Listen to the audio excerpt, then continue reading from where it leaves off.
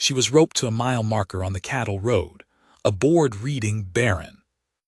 The post was cedar, old and cracked down one side, and whoever had sunk it into the caliche had done it a long time ago.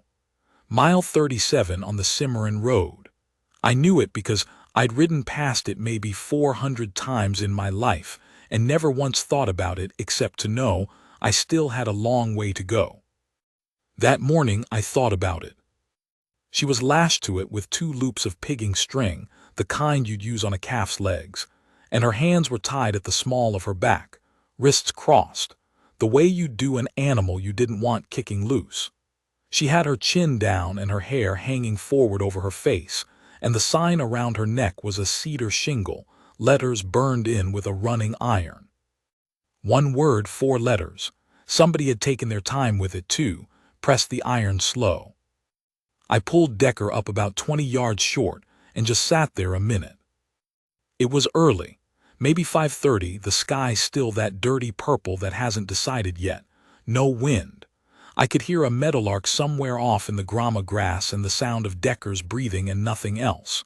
No hoofbeats going away, nobody watching from a ridge, just the post and the string and that board and her. I got down. She heard me coming and her head came up and I saw her face, and I want to tell you what I saw there because it wasn't what you might think. It wasn't broken.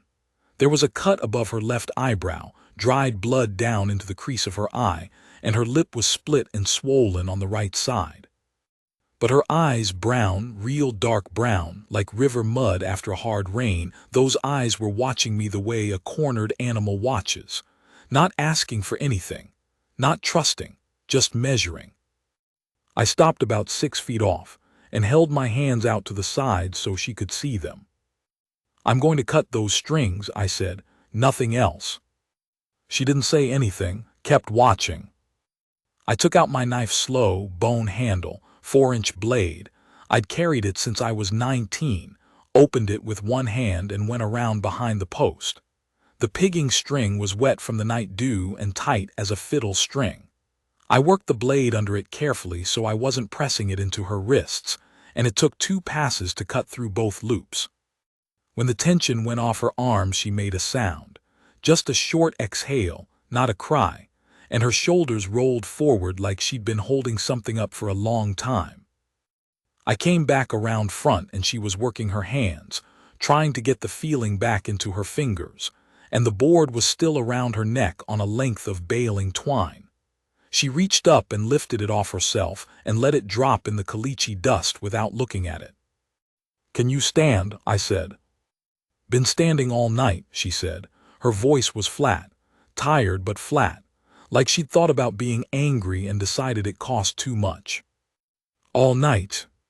Since about 10 o'clock. 7, 8 hours, on a May night that got down to maybe 40 degrees.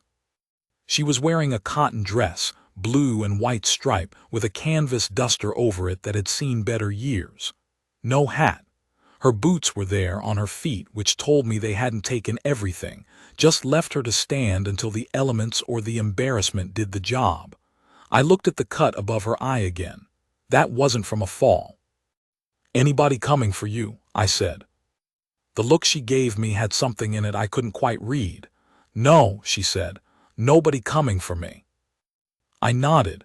I looked up the road both directions. Nothing in either direction but the grass and the sky getting lighter. "My place is 4 miles that way," I said, and I pointed south. "I've got a cook stove and some dried venison and coffee. You can clean that cut up. After that you can tell me what you want to do and I'll help you do it, whatever it is." She looked at me for a long moment. Then she looked at the post, then at the board in the dust, then back at me. "What's your name?" she said. "Dillard Coe." She thought about that. "Ruth Mayfield," she said. I went and got Decker and brought him around and held the stirrup for her. She got up on her own, used the saddle horn and pulled herself up clean, no help, and I saw her wince once when her right arm took her weight and then she was up. I took the reins and walked. I didn't offer to ride double, I don't know why exactly. It felt like she'd had enough of people pressed up against her, The 4 miles didn't bother me. I'd walked worse. She didn't talk, and I didn't push it. A meadowlark sang somewhere, and then another one answered it from farther off. By the time we came over the low rise and the place came into view, the sun was just touching the top of the windmill, turning the blades copper. My place wasn't much to look at. A one-room soddy I'd expanded twice with a frame addition on the south side, proper boards, not sod, and a barn that was in better shape than the house because I'd rebuilt it 3 years ago after a storm took the roof. 2 corrals, a kitchen garden along the east wall that had peas coming up and not much else yet. A dog named Clyde who was old and mostly deaf and came out to meet us from his spot by the barn door, his tail going slow. She looked at it all from the saddle and didn't say anything. I took Decker around to the barn, got her unsaddled and into her stall, forked some hay in. When I came back around to the house, Ruth Mayfield was already inside. I found her standing at my washstand, pouring water from the pitcher into the bowl, working at the dried blood on her face with 2 fingers. I got a clean rag from the shelf. I keep them for working on horses, but clean is clean. And I got the iodine bottle from the cabinet where I keep the medicine box, and I set both on the washstand without a word and went to the stove. I built the fire and put the coffee on and cut some of the venison into the pan with a little lard and got some cold biscuits from the tin and set them on the back of the stove to warm. I did not look at her while she tended to herself. I don't know if that was the right thing. It was the only thing I knew to do. By the time the coffee was up, she was sitting at my table with the cut above her eye cleaned, and the swelling on her lip looking worse in the morning light than it had on the road but not infected, which was the main thing. Her hair was pulled back now and pinned, which meant she'd had pins in her pocket, which meant she'd had enough of her wits about her through the night to keep track of small things, which told me something about her. I set a cup in front of her. She wrapped both hands around it. "You live out here alone," she said. "Yep." "How long?" 11 years in this house. Before that I was working for wages.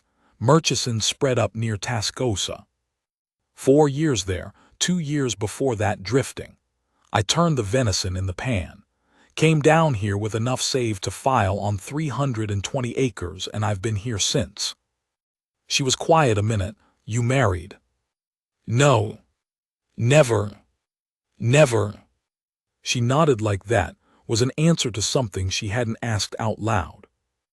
I put the venison and biscuits on the table and sat down across from her and we ate. I ate more than she did, but she ate. She drank 2 cups of coffee. Outside, the sun was coming up full now, and the kitchen was getting warm, and somewhere in the barn Decker was moving around in her stall, that comfortable sound of a horse shuffling and blowing. When she was done, she sat back and looked at the table. "I expect you want to know," she said. "Only if you want to tell it." She looked up at me. "Don't you?" "I know enough," I said. "I know what the sign said, and I know who tied it. There wasn't somebody who ought to be trusted, and I know you spent a night on that post and you're still sitting up straight. That's enough for me to be going on with." Something moved across her face. I couldn't say what. She looked back down at the table. "His name is Gerald Mayfield," she said. "We were married 6 years. I didn't give him children." She said it plain, the way you'd say the weather. "He blamed me for it, every month that went by. 3 years ago he sent away for a woman, wrote to a placement house in St. Louis. The woman came out. He kept us both at first." A pause. "Then about 8 months ago he told me to leave. I didn't have anywhere to go that he didn't know about, so I stayed. I was working by then. I can cook, I can sew, I did washing. I was paying my way. He let me stay in the barn." She said that last part without any particular emphasis, like it wasn't the worst part or the best part, just a fact. 3 days ago he and 2 of his hands drove me out to the road. One of them hit me. She touched the cut above her eye, not dramatically. "Gerald tied the strings himself. He made the sign the night before. I think he'd been thinking about it for a while." I sat there.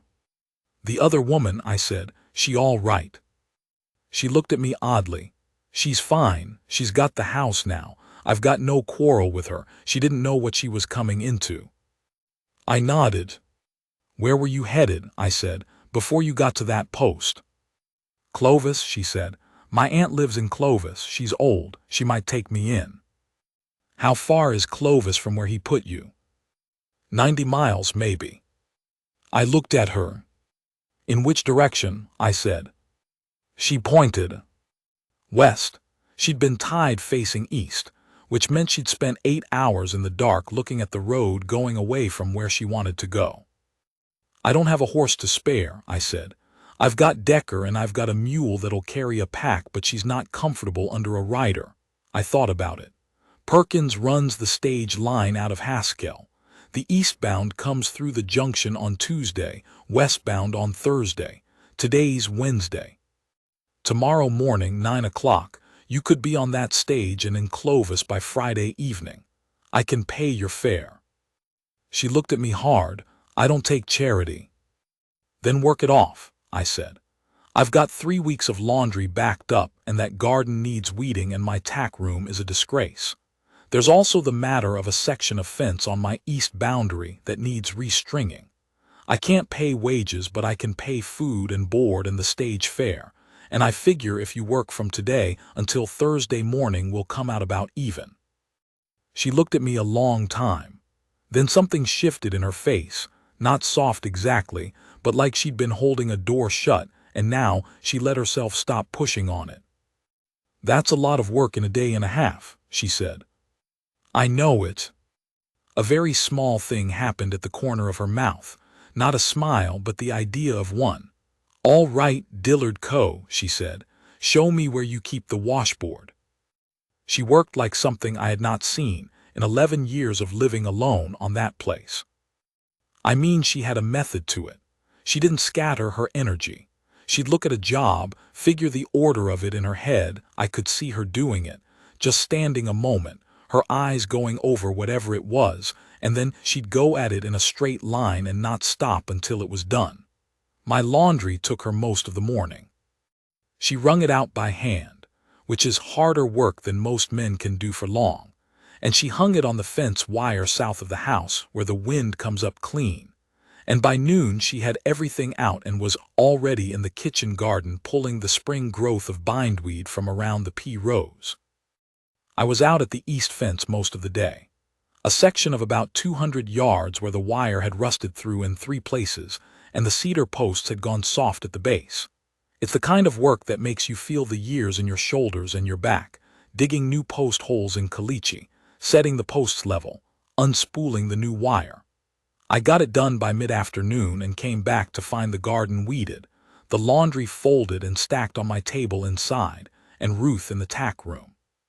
What she'd done in the tack room was something I have to explain. I hadn't been in there with any real intent in probably 2 years. It had become the place where things went when I didn't know where else to put them, not just tack, but gear, broken tools I meant to fix, a spare wheel rim, 2 lanterns with cracked chimneys, a box of someone else's letters that had come to me by mistake 5 years ago and I'd never known how to return. She hadn't thrown anything away. She'd sorted it. Everything that was tack was hung or stacked on one side. Everything that was tools was on the other. The broken things were in a small pile by the door with a rock on top of a piece of paper, and when I picked up the paper I saw she'd written a list in a neat, careful hand.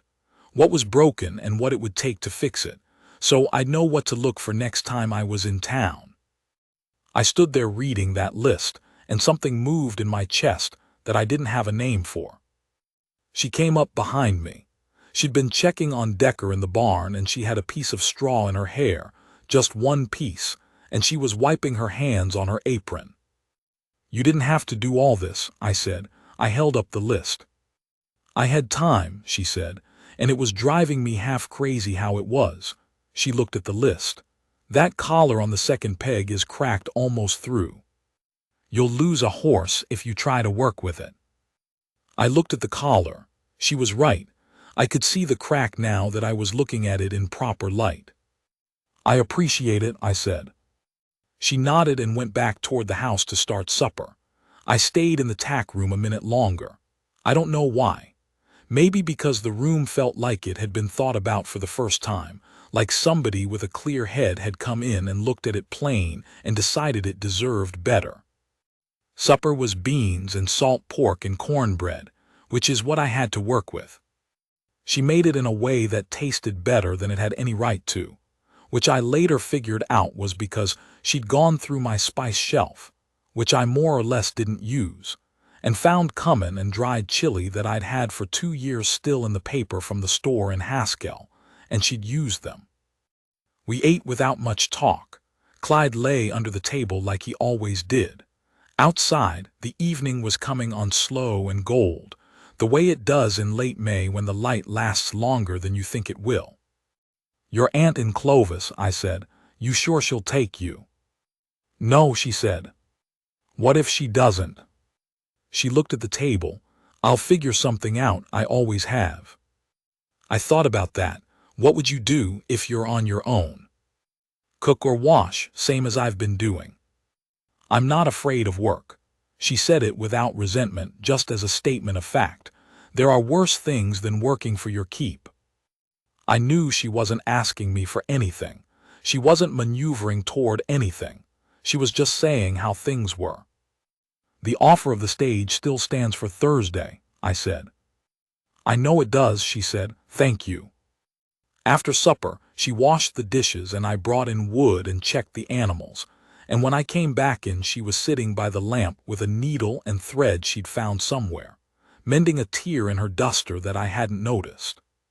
The lamp put warm light on the side of her face and her hands moving, and I thought I should probably say something, but I couldn't think what. So I sat down with a piece of harness I'd been meaning to restitch for a month, and we sat there in that kitchen in the quiet, the two of us working by lamplight, and the silence wasn't uncomfortable. It was the silence of two people who both knew how to be quiet and weren't afraid of it. I slept in the barn that night on a bedroll in the empty stall next to Decker's. It was my idea, and I didn't offer explanation, and she didn't ask for one. The next morning she was up before me.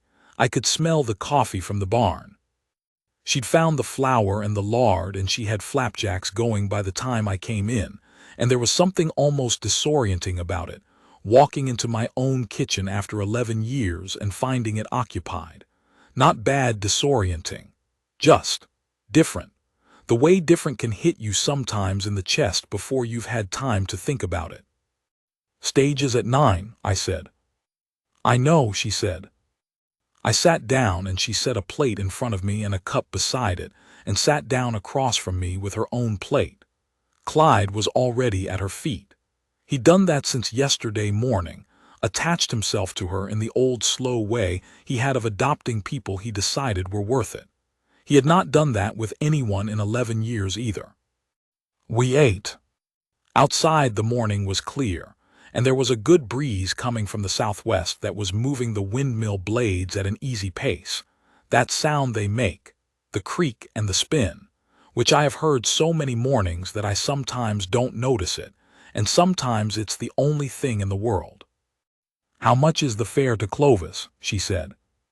"$1.70, I said. "I've got it." "I'll pay you back." "No need." I said, "I'll pay you back," she said. "All right," I said. After breakfast, she cleaned up and went into the frame addition where she'd slept and came out with her canvas duster on and her hair pinned under the duster's collar, the way she'd had it when I first brought her up to the house. She looked ready. She looked like she'd been ready to go somewhere her whole life and had just been waiting on the circumstances. I saddled Decker and brought her around.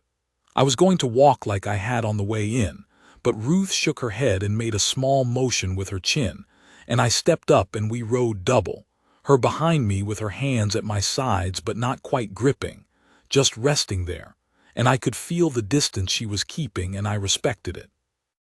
The junction was 3 miles north. Perkins had a bench out front of the stage house and the stage was already there, the 4-horse hitch standing patient in the dust when we rode in. There were 2 other passengers waiting. A merchant from Lamesa I recognized, and an old woman I didn't know with a hat box on her lap. I tied Decker to the post and went in and paid the fare. When I came out, Ruth was standing by the stage, looking at the horses the way a person looks at a thing when they're trying to appear not to be thinking about something.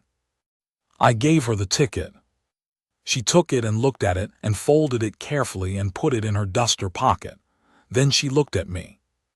"Dillard," she said, and then she stopped. "You don't need to say anything," I said. "I know I don't." She looked at the ticket in her pocket. 90 miles, she said, which was the distance to Clovis, though she said it like it was a lot of distance about something else. "I don't even know if Margaret will answer the door." "If she doesn't, you figure it out like you said." "Yes," she said. "Like I said."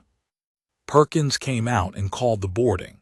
The merchant got up and the old woman got helped up and Ruth Mayfield turned and looked at the step of the stage, and I thought she was going to go, and then she turned back. "Your tack room," she said. "You need to stay on top of that, it gets away from you fast." "I know it," I said. "And that collar on the second peg, don't use it." "I won't." "And your fence on the east boundary." "I restrung it yesterday." She nodded.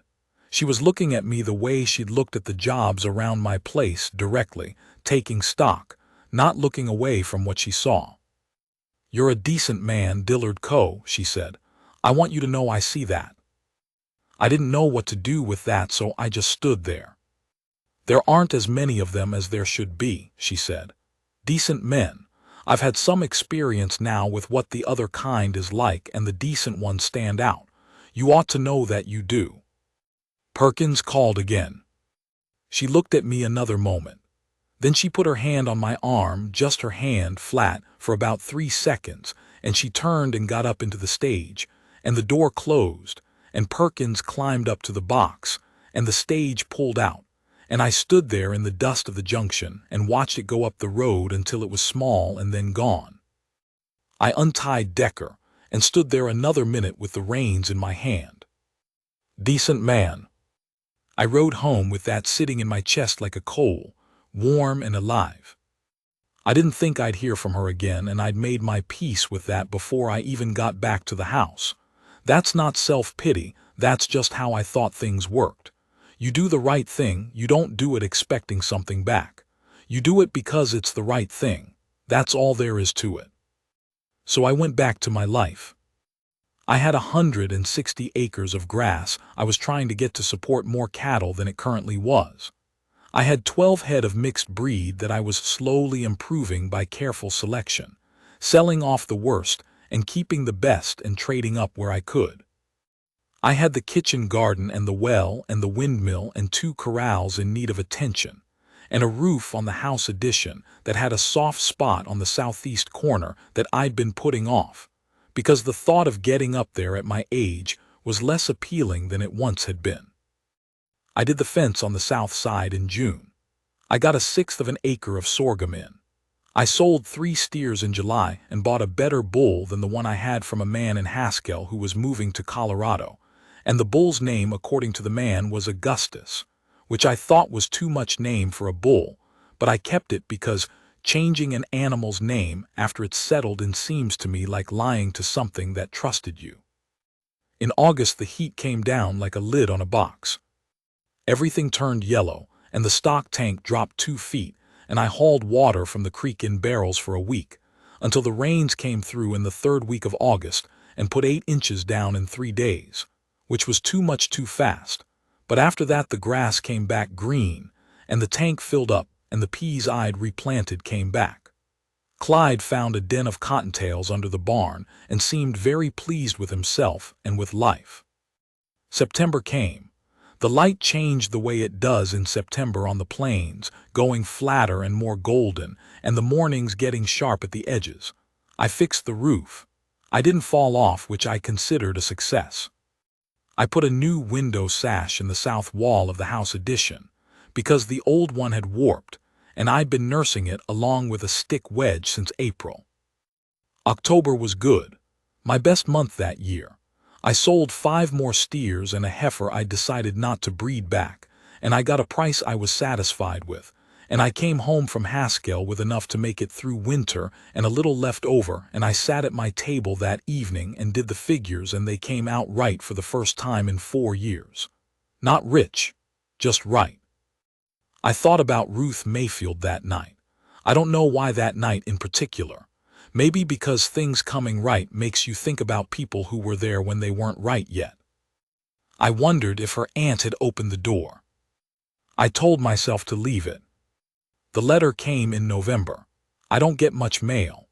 Perkins sometimes holds it for me, and I pick it up when I'm in at the junction, and there had been a while since I'd been in, so there were 2 pieces waiting, a seed catalog, and a letter on good paper folded into thirds. I didn't recognize the handwriting until I had it open and read the first 2 lines. Mr. Coe. My aunt answered the door. She is 81 and nearly deaf, and did not know who I was for the first 10 minutes, but she answered the door, and we have come to an arrangement. I am living here and keeping house, and the arrangement suits us both. I stood outside Perkins' stage house in the November wind reading that letter. The paper kept trying to fold itself back up, and I kept opening it flat. I have thought about that morning at the junction several times, about what I said to you. I want you to know I don't say things I don't mean, and I don't say them to be kind. I meant what I said about you being a decent man. I have been thinking about how rare that is, and I thought you should have it in writing in case the saying of it out loud didn't quite land. I have also been thinking about your place. I know that might sound like an odd thing to say, and I can't entirely explain why I've been thinking about it except that when I was there I felt, and this is the only word I have for it. When I was there, I felt like the place wanted more done with it. Not in a critical way. In the way a good piece of ground wants more than it's currently being asked to do. I could be wrong. You know it better than I do, but that's what I felt. I don't know what you do in the winters. I imagine it is very quiet. My aunt is teaching me to make soap, which is something I've always meant to learn. She is very particular about the lye and the fat ratios, and I have ruined 2 batches so far to her great disappointment. Ruth Mayfield. P.S. How is the dog? I read that letter twice in the November wind. Then I folded it back up and put it in my shirt pocket against my chest.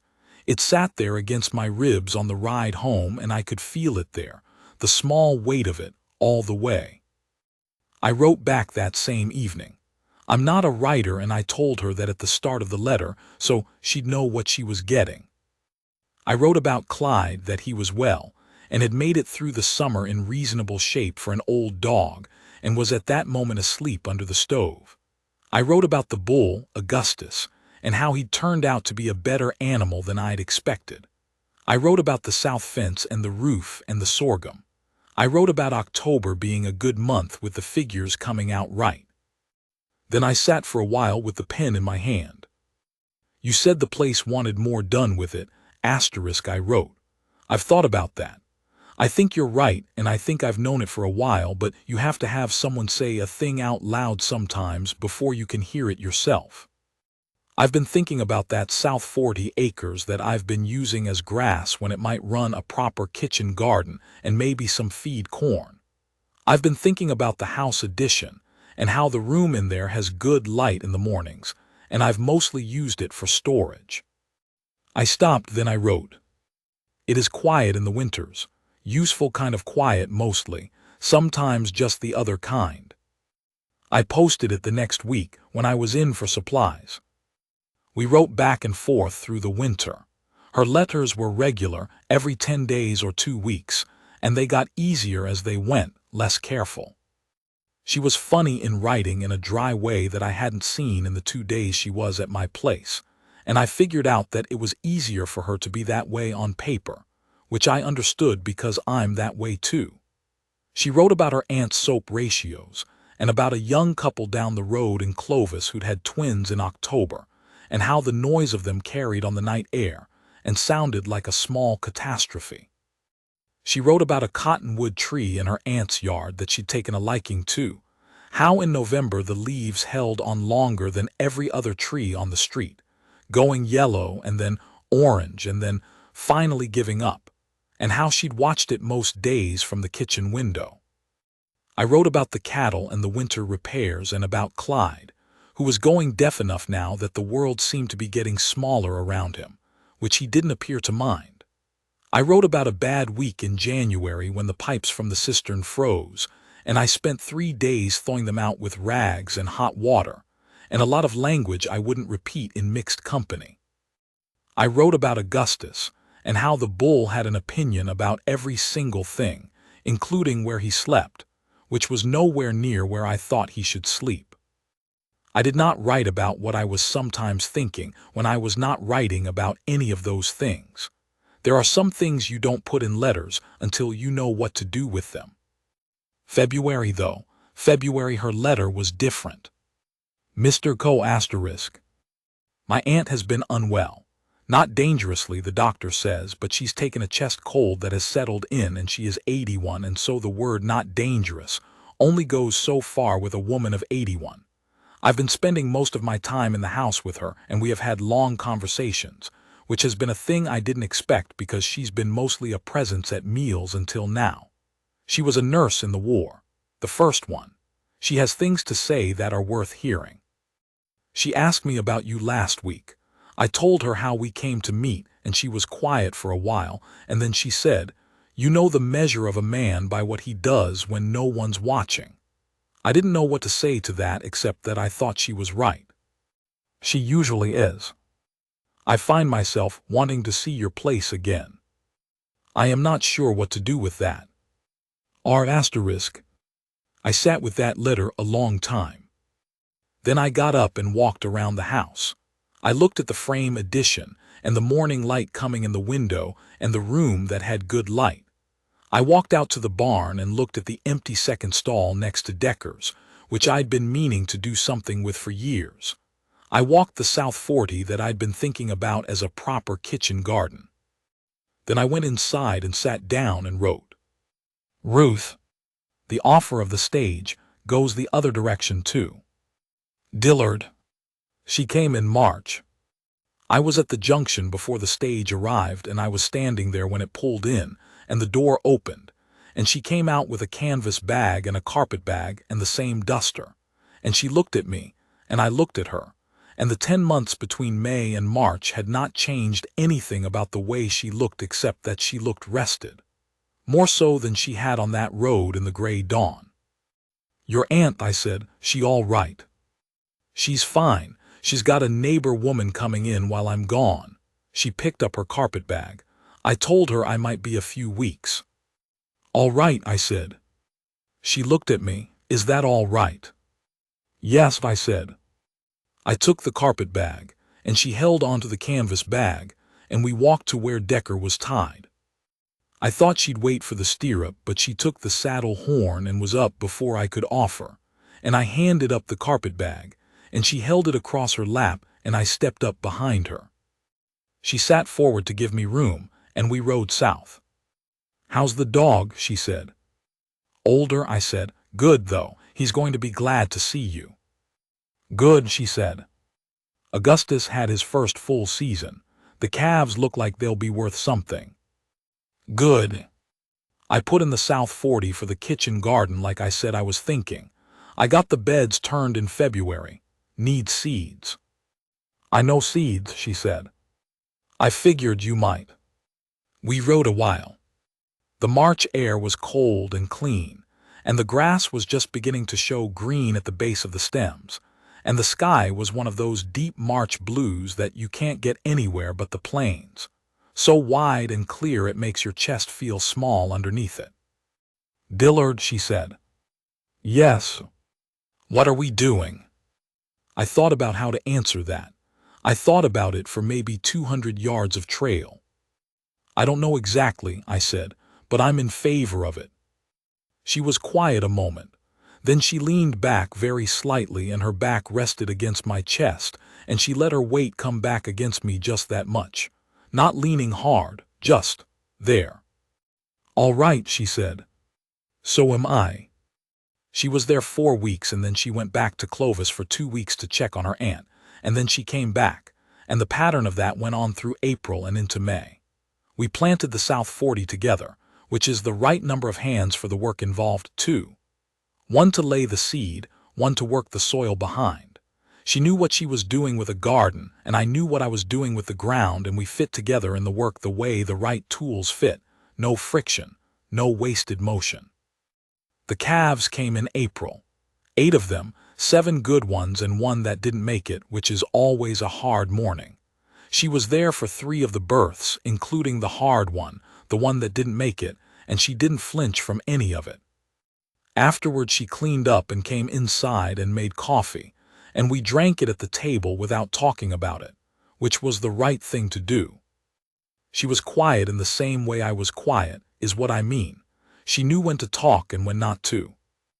I want to tell you something about those weeks because I don't know how else to say it except this. I had been on that place for 11 years, and I had come to think of it as mine in the way that mostly means yours, alone, which is a kind of ownership that feels solid until somebody shows you it isn't the same as having somebody. It's not even close to the same thing. You can own all 320 acres, and your 12 head of cattle, and your bull Augustus, and your old dog, and your tack room, and your corrals, and still have a kitchen that feels like a room where you eat by yourself, and go to bed knowing it'll be the same in the morning. That was not what it felt like when she was there. The kitchen felt like a kitchen. I don't know how else to say it. In May, about a week before the anniversary of the morning I'd found her on the road, she was out in the kitchen garden in the early evening, staking the tomato plants she'd put in, and I was mending the north corral gate and I could see her from where I was working. Just working, the way she worked, straight and steady and without waste. The light was going gold, and the windmill was turning slow, and Clyde was lying in the garden path watching her with his old eyes. I put down what I was doing and walked over there. She heard me coming and looked up. She had garden dirt on both hands and a smear of it on her jaw where she'd pushed her hair back. She looked at me with those dark eyes and waited. "I have something I want to say," I said. "All right," she said. "I've been alone a long time," I said. "Longer than I needed to be, I think. I don't know if that was stubbornness or just the way things happened. I looked at the garden because it was easier. But I know what this has been like these weeks, having you here, and I know what it's been like the weeks you were gone." She watched me. "I'm not asking you to stay for the work," I said. "The work was just how we found out we fit. I'm asking you to stay because I think this is a better place with you in it, and I think," I stopped. "I think you might feel something close to the same. I don't know, maybe I'm wrong." "You're not wrong," she said. She said it plain, just that, the way she said most things. Then she put her hands on my face, both of them, that garden dirt and all, and she looked at me the way she'd looked at that tack room and that fence and that overgrown garden, straight, seeing it as it actually was, not looking away. "I stayed on that post all night," she said, "because I couldn't see a way forward. I couldn't see one thing in front of me worth walking toward." Her thumbs were at the sides of my face, light, just resting there. "You are not a small thing, Dillard Co. I want you to understand that. You are not incidental. You are a thing worth walking toward." I stood there. She stepped in and put her forehead against mine. We stood like that in the kitchen garden in the long May light, the windmill turning, the dog watching us from the path with his old slow eyes. I put my hands on her shoulders, the canvas of her duster worn soft with use. I don't have a more eloquent way to say what that was. I'm not that kind of man. It was evening and the garden smelled like turned earth, and the tomato plants she'd staked, and somewhere there were meadowlarks, like there always are, and she had her forehead against mine, and I had my hands on her shoulders, and that was all. It was enough. It was more than enough. We were married in June at the Haskell courthouse, 2 witnesses from town, and we rode home in the afternoon, and I carried her bag inside, and she set it down on the floor of the room with the good morning light and looked around at it and said, "We should probably do something different with this room." And I said I was open to suggestions, and that was that. The news got around, the way news does in a county with few enough people to have nothing better to do with it. Some of it was the ordinary kind of news: man got married, lives out south of town, Mayfield woman from up near Griggs moved in. Some of it was the other kind because somebody knew or somebody had heard how we'd come to meet. I don't know who told it first. Things like that move in ways you can't trace. What I do know is that one afternoon in July, about a month into our marriage, I was in Haskell for supplies, and I was coming out of the feed store with a 100-pound sack of oats over one shoulder, and 3 men I knew: Horace Alderman, who ranched east of me, and his 2 boys, who were grown men themselves now, were standing by the rail. Alderman looked at me and said, "Heard about your wife, Dillard. Heard what she went through." He paused. "Heard what you did." I didn't say anything. I put the oats in the wagon. "Man who did that to her still up near Griggs," Alderman said. "As far as I know," I said. Alderman nodded slowly. "You're a better man than most," he said, "not to have gone up there." I thought about that. "What would be the point?" I said. "She's here, he's nowhere." Alderman looked at me a moment and then nodded like he'd decided something, and that was the end of the conversation. But it wasn't the end of how things stood, because what had been a nodding acquaintance kind of relationship with Alderman and most of the ranchers on that road became something else after that. I don't mean anything large or formal. I mean that when I was in town, people made room for me at the rail. When there was water trouble one spring 2 years later, and we were all trying to figure out the rights on the creek, Alderman and the others came to me first, before they talked to anyone else, and asked what I thought. I don't think I'd changed any. I think what changed was that people could now see the outline of what I was, because the shape of it had been made plain in a way that private and quiet living doesn't always allow for. Ruth had a way of drawing things into the light, whether she intended to or not. I should tell you about Gerald Mayfield, not because the story requires it, but because you're probably wondering and you should know how it came out. He heard she'd married. His cousin came through Haskell in the fall and told someone, and it got back to us. I don't know what he felt about it. I don't spend much time thinking about what Gerald Mayfield felt about anything. What I know is that in the spring of the 2nd year, a letter came addressed to Ruth. She opened it and read it and set it on the table and went on with what she'd been doing, which was making bread. She didn't say anything about it until I asked, and then she handed it to me. It was from Gerald, 2 pages, written in a cramped hand. The first page was about the land and the ranch and how things had gone for him, none of which I read with much interest. The second page was an apology of sorts, or the closest thing to one that kind of man can manage. A lot of sentences that started with what he'd been thinking, and not many that said what he'd done wrong, but it was in the direction of an apology. At the end he said he hoped she was all right. I put the letter down.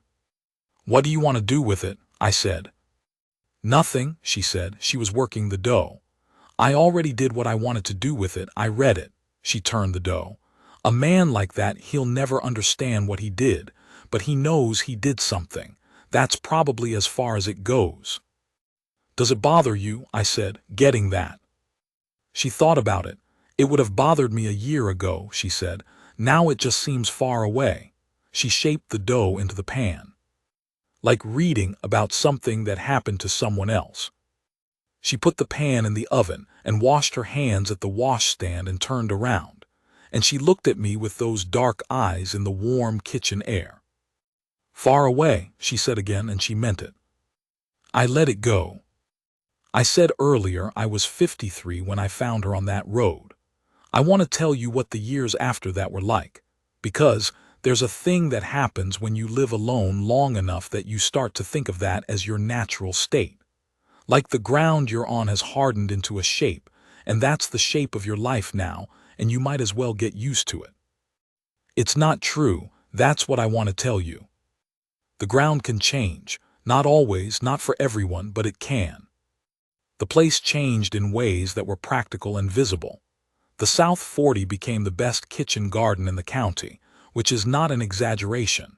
People asked her about it, and she told them what she did, and they tried it, and it didn't work as well for them, and they couldn't figure out why, which is because growing things is partly knowledge, and partly something you either have or you don't. The house addition became a real room. We added onto the back of the soddy 2 years in, a proper bedroom with board walls and a plank floor, and a window that faced east so the morning light came in right. And that room was better than anything I'd built before because I was building it for more than one person. The place changed in ways that were less visible too. I'm talking about the feeling of it.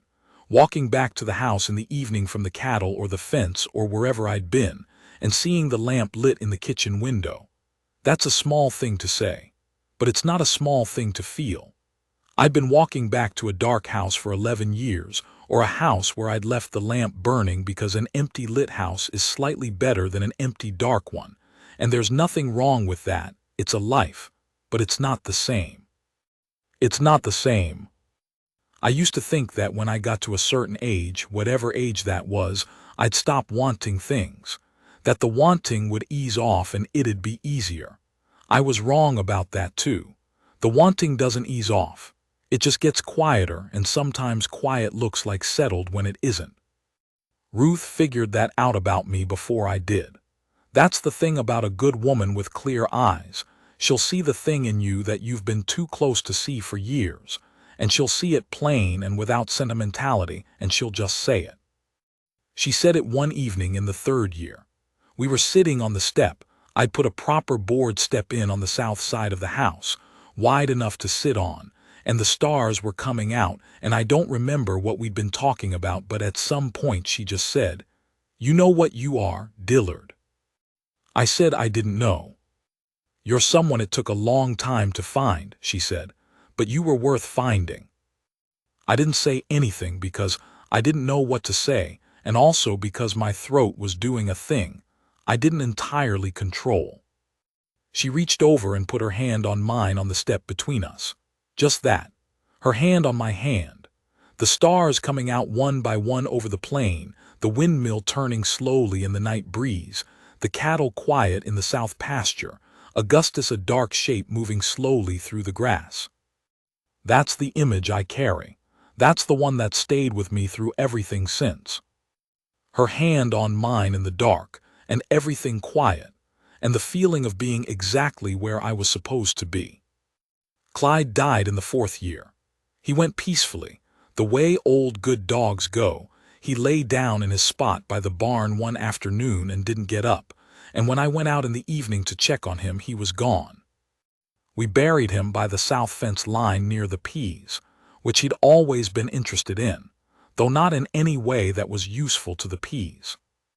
Ruth stood there while I filled in the hole, and she didn't say anything much, just, "He was a good dog," and I said he was, and that was right. She held my arm walking back to the house.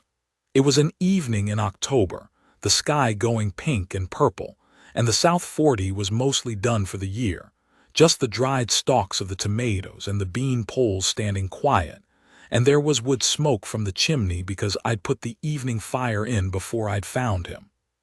She held my arm the whole way back to the house and into the kitchen, and I sat down at the table, and she put the kettle on and sat down across from me, and we sat there until the kettle whistled. There's a version of a life where that doesn't happen, where I'm still the man I was before that May morning, which was not a bad man, I want to be clear. I was not an unhappy man. I was a man who had come to terms with his solitude and found it workable and was getting on. There are a lot of men like that. It's a life. But there's this version too. And this is the one I've got.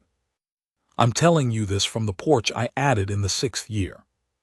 Proper covered porch on the south side, board floor, 2 chairs, a view of the South 40 and the windmill and the hills to the west that go blue in the afternoon. Ruth is in the house. I can hear her in there. Some small sound of movement, the way a house sounds when it's occupied by more than one person. The sound that means somebody's there. She'll come out before long. She'll sit in the other chair and we'll watch the light go off the hills the way it does at this time of year, slow and golden, and she might say something and I might say something back and we might not say anything at all. Either way. I've thought sometimes about what happens if I'd taken a different road that morning. If I'd come up the West Road instead of the Cimarron Road. If I'd left later and the sun was already up and somebody else had come along first. If I'd seen that post from 20 yards and thought it wasn't my business and ridden past. I think about those things and then I stop thinking about them because they didn't happen. And I've learned not to spend too much on what didn't happen when what did happen is sitting in the other chair. The windmills turning, meadowlarks in the grama grass, the light going off the hills. She'll come out before long. Some things you don't need to say twice.